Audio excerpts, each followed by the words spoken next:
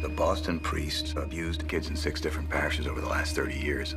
The church found out about it and did nothing. This is bigger than Boston. This is the whole system. When you were first approached about making this film, what were your initial thoughts, and were you aware of the scale of what had happened? I think I was aware of the scale. I don't think I was, if this makes any sense, aware of the damage. Yeah. I think, and maybe in sitting with the survivors, a few of them specifically for the first time, you really get a sense on it, just such a personal level, an intimate level, just how, what a horrible crime this was and how damaging it can be. Mm-hmm. I think Sasha Pfeiffer, one of the reporters, was very clear, and we mentioned it in the movie, that she really wanted to hear specifically what happened to each and every survivor that she sat with. And her reason for that was that she never wanted to become numb to it. And she didn't want her readers to become numb to it or to generalize in any way. She wanted to be very specific so that we understood what the stakes were. And I think that was, in many cases, a guiding principle for us in telling this story. Look, in sitting with the few gentlemen that we had the opportunity to, I should say, Phil Saviano and Joe Crowley, we really got a sense of the power of their story, and I think ultimately they are at the heart of our story, even though we approach this through the eyes of the reporters and the investigation. Yeah, and working with Josh Singer, who admittedly had kind of avoided the story as it unfolded in the media, he kind of specializes in taking real life stories to the screen. Did it working with him make it easier to translate this story, or was it?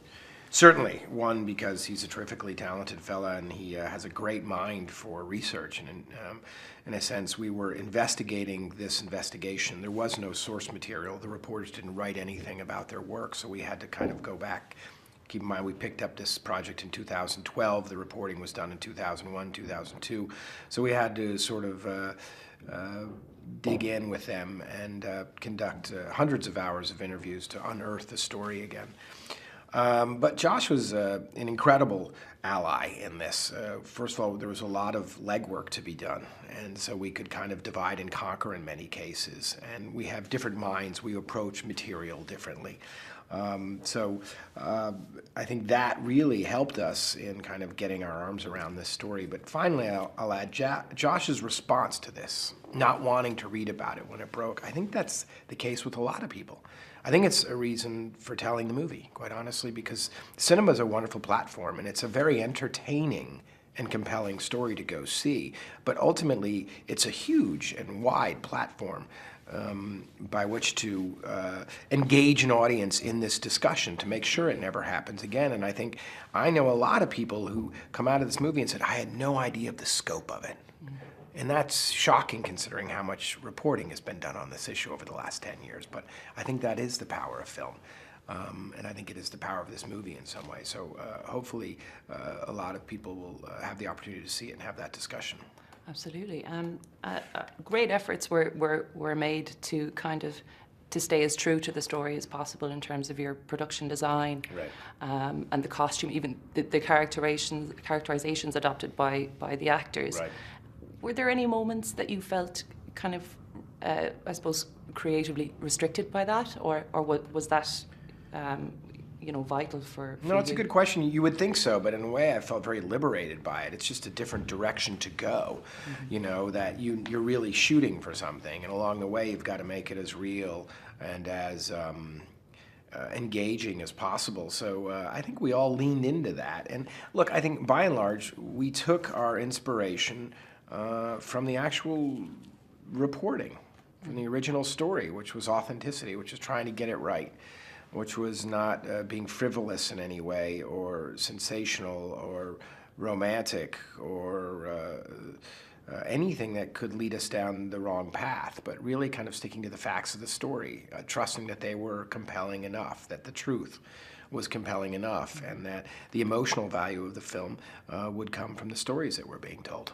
Absolutely, and yourself and Josh made several trips back and forth to Boston to interview various victims and journals, and I suppose hearing those stories recounted must have been a harrowing experience for you as a human, as a director, as as a Catholic as well? Is it okay to say that? Yeah, sure, all of that. It is. I mean, look, we're human beings, and you take it very personally on some level, and in a sense, it drives your need to get the story and to tell it right. You realize you only get one shot at it, you know, and if we missed on this movie, we feel like we would have missed out on a wonderful opportunity.